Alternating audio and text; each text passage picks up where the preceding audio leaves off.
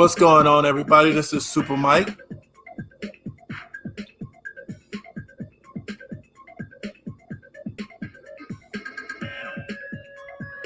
And what's going to happen today is we're going to go over several topics and try to make this pretty quick.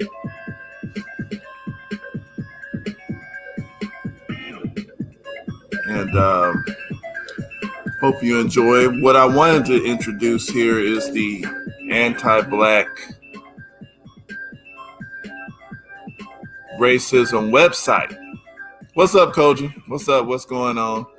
You know, that first link that I put in there is actually a good anti-Black website that we got going on that Tariq Nasheed put out, and it's actually pretty cool.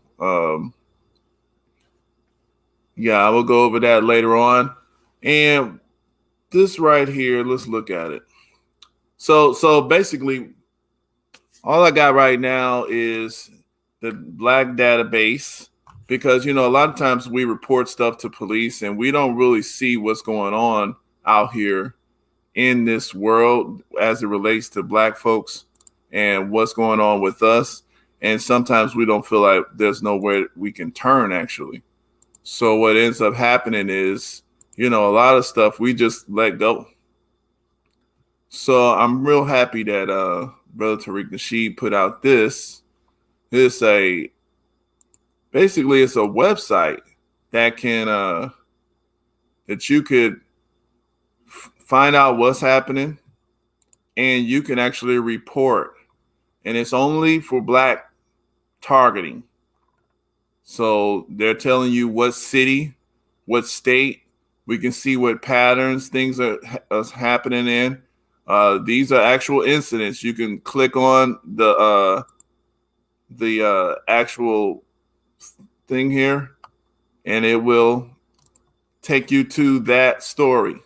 It will give you the link of that story and tell you exactly what happened. So these things that are being reported on this all have receipts. Everything on here has receipts. So this one here is a Texas man who posted YouTube video threatened to kill at least 200 Black people, gets 21 months in prison. So these are serious threats against Black people. Okay. And I think this is a valuable resource. It has a link on here where you could actually report activity that happens to you. So we'll get a better, I think, as this website grows and is shared, you know, we'll get a better knowledge about what's actually going on. See, because they got a point here as what's being, you know, a lot of times sisters are being harassed, you know, and they report it to the cops. And of course, you know, since these police race soldiers, they don't care too much, nothing about our situation. You know, stuff goes unreported. So these type of things you can get, you know, I think this is actually very valuable. And this hopefully will be an actual trusted resource, more trusted.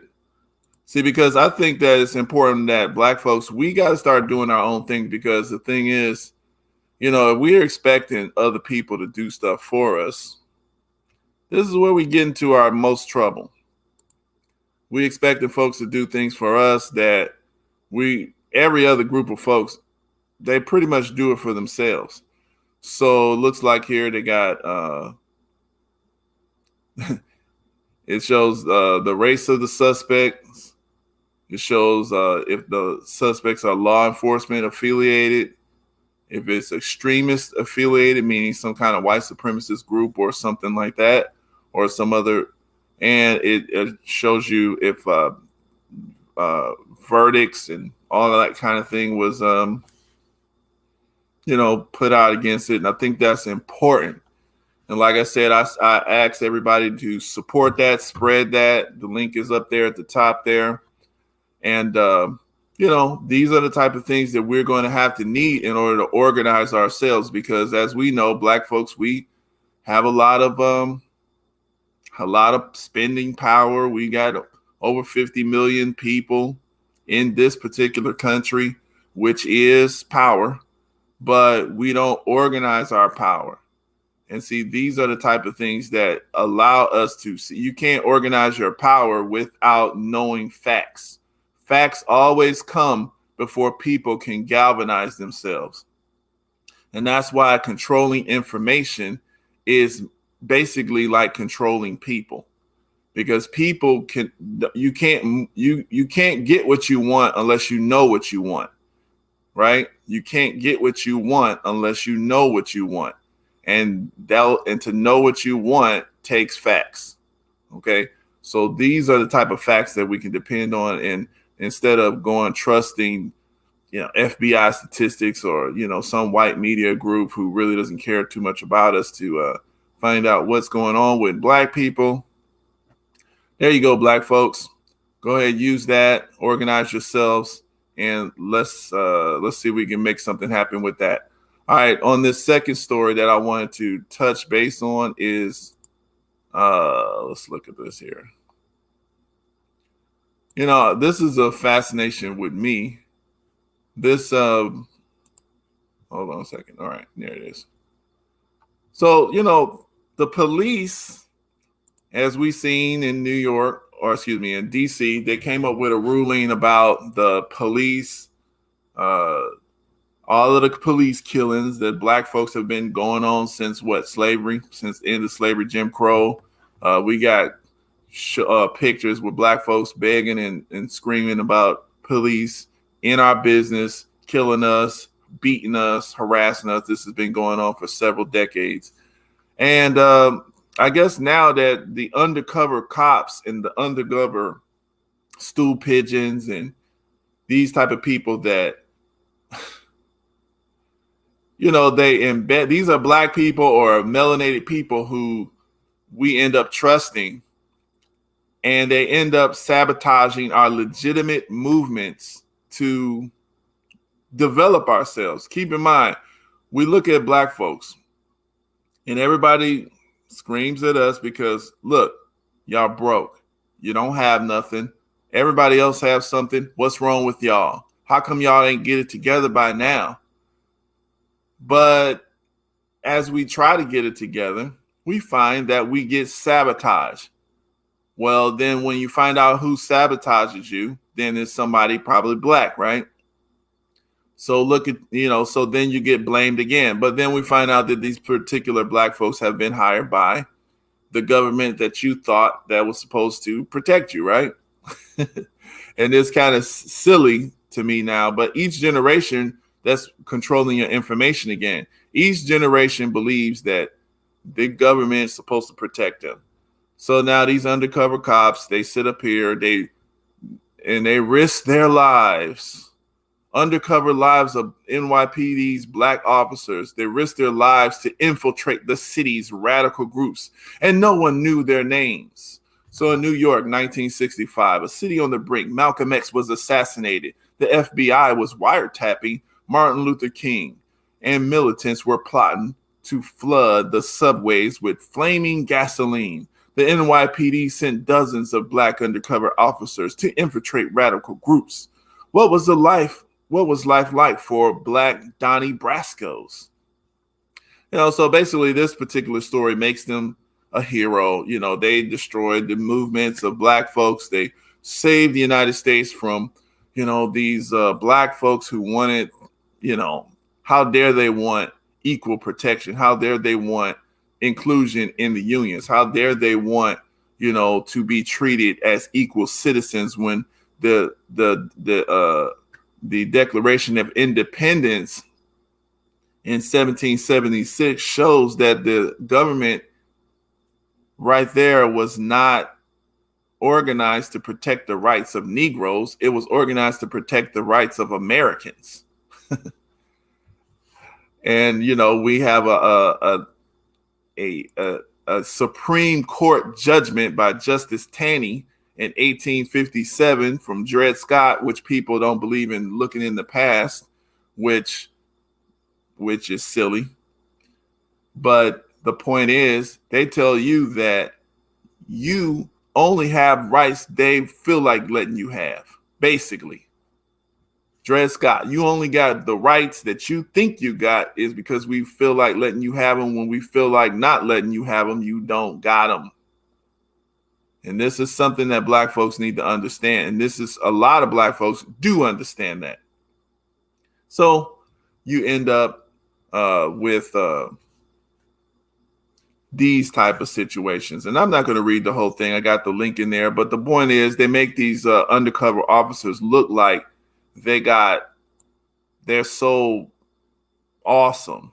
This was a mixed, Cherokee black guy who sat up there and sold out, some. And see, this is what I'm saying. Like, black folks, you gotta know some of this stuff of the past. Otherwise, they'll shape your thinking. All intelligence agencies are in the business of betrayal. The best known deep cover, the white best known deep cover agent was Donnie Brasco, a character played in a movie by Johnny Depp. Bottom line, this dude infiltrate black organizations, not just him, but others. And they end up killing the black leaders, Fred Hampton, Malcolm X. They blamed it on the Nation of Islam with the Malcolm X killing. So here's the last little point here that I want y'all to see. This book here, Ray Wood, the story, The Confessions of a Black NYPD Cop in the Assassination of Malcolm X. Now, there's a lot of people. Even after the knowledge and the understanding. You got COINTELPRO, you got, Ray Wood, you got, all of these different facts that shows that black organizations, all they wanted to do was, like you said, with the Black Panthers, they weren't assaulting people, but they were defending themselves. They were feeding children. They actually were welfare. And black folks, that's our job, to be the welfare for our own community. All of these type of programs are designed by black people to assist ourselves and to give us resources and to help us develop ourselves.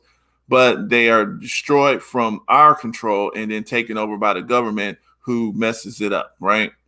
And then they use that to cause, that's why you got all these male female arguments, which is stupid.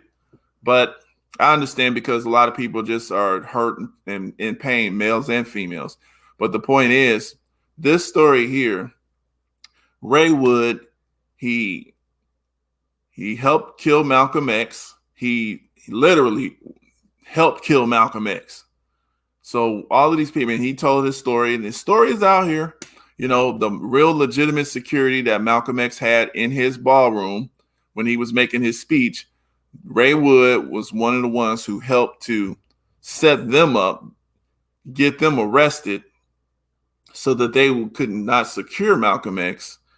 He, also was in that ballroom, and I don't think it didn't show where he actually said that he shot him. But the point is, he was in that ballroom along with the rest of those, with a CIA assassin who shot him, with Talmadge Hair and the other guy who shot Malcolm X. And these people were not Nation of Islam members. So it's just something else that we need to know. This is dangerous. You see what I'm saying? This is what I want us to get here with this. Get this book. It's actually a good book. And the family is the one that put it out. And, this part here just kind of is good. Let's look at this here. Actually, hold on a second now. Hold on. Let's do this. Oh, wait. Yeah. So that's him, Basically, his family puts it out. His family humanizes him first. Humanize him, because actually this man, he should have been told this story. It would have saved a lot of arguments, a lot of pain, because this is 56 years ago. And he died in just last year. But he told this story in 2011. But he was so they say he was so scared of the government, even though he carried a gun on him, and he was old already. So, but I guess he didn't want to get killed. So, but anyway, but the point is, Ray Wood. The bottom line, I just want to show it. It just shows the book shows how he was human. His family had had problems with the KKK because they lived between New York and South Carolina and Florida. So the bottom line, this was his father. He got killed in an accident because his father he ended up joining. He was a member of the Merchant Marines, I believe. Yeah. This is Ray's father, Adolphus Wood. Bottom line is, Ray was in his let me see here. I just wanted to see one part and then we about to go. Yeah, and the thing is here, guys, we got to get our land together. We got to get our land, but we got to know the deceptions of these enemies. I'm gonna do a thing on land. I just bought some land out there in Georgia. We'll try to do something to, get us into that more, or get people into that more, so I can start spreading that around. But the point is, we got to understand that we got to expect some resistance. And just because we get resistance, that doesn't mean that nothing can't happen. It's just that we got to expect resistance and we got to push through it, because we got to develop ourselves, because every generation shouldn't be going through this here. So, all right. So yeah, this is a good little part here. It just shows where when Ray Wood got sick, he called his little nephew to come to his house so he can tell him this story, because he got stomach cancer. He thought he was going to die. So he had been acting real strange to their family for decades because he didn't want to be around them. And he was so friendly. He was such a good guy, a friendly guy. They couldn't understand it. So the bottom line is, when he started coming around them again, he was friendly. Everything was going good. But then he found out he had this stomach cancer. He thought he was going to die. He called his nephew in there to tell him this old story about this Malcolm X thing. And it was just saying how, a few weeks after his cancer diagnosis, on a nondescript evening, when I was tucked into my home office sorting and paying bills, I received a call from Ray. Ever since his diagnosis, he closed himself back up to the rest of the world, and I was usually the one calling him. So I was a bit surprised to see his name on the caller ID. The conversation was short and to the point. Ray asked me to come to his apartment for dinner, telling me that he had something important to talk about. Let's see. But what's it about, Ray? I asked, trying to get more details. Is everything all right? Come on now, he scoffed, as if he wasn't the one calling me with a cryptic request out of the blue. Just tell me what day works for you, and I'll make sure I have some steaks on the grill. Unsure what to expect, I made my way over to his apartment the following evening with a six-pack in hand. Had I known the content of the conversation waiting for me at Ray's apartment, I would have brought scotch instead.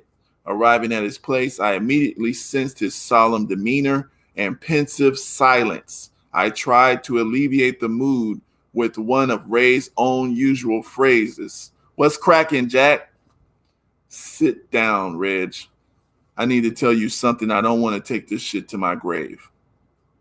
What he told me that night has been a constant weight on my shoulders ever since. Ray's confession was given to me under the assumption that since his cancer was back, he wouldn't have much time left on this earth. Ray thought the end was near, and he was adamant that his secret would not die with him. At that point, he lived in fear for 46 years, terrified that what he witnessed and participated in all those years ago would one day come back to haunt him. Ray made me promise him that night that I would share his account with the world only after he passed away, when he could no longer be punished or threatened. After the night Ray confessed to me, he managed to fight back against his cancer for another 9 years. With Ray having regained his health, the secret was pushed back, down in fear of what might happen if it got out while he was alive. For these last 9 years, I've had to bear the burden of Ray's secret. I am here now to tell Ray's story. So, this is a good book. And it's actually a vital book. I think everybody should get it before, it goes out of print. What's going on? Yeah, Koja. Yeah, I know you all into the land. I got 2 acres down there in Georgia, and that's good. Like what you got. Hey, good morning, Trailer Voodoo. What's up? What's going on, Trailer? We gotta understand that, these things that's going on in this country, we have to prepare to survive what's coming up. And it's going to take years to spread out, which is good for us, meaning that if it all came all of a sudden, we probably wouldn't survive. But, being that we can see ahead, we can prepare and, we can survive through and on the other side until something better happens. But, we still got to be honest with ourselves. We got to look at what's going on. And I think I got to go because it's in the morning. Y'all get to work and y'all do y'all thing. And, spread the message. Spread the message. All right. All right, y'all. Peace out. And, let me know what you think about the little videos, and I'll try to have more and try to do it more often. All right, y'all. Peace.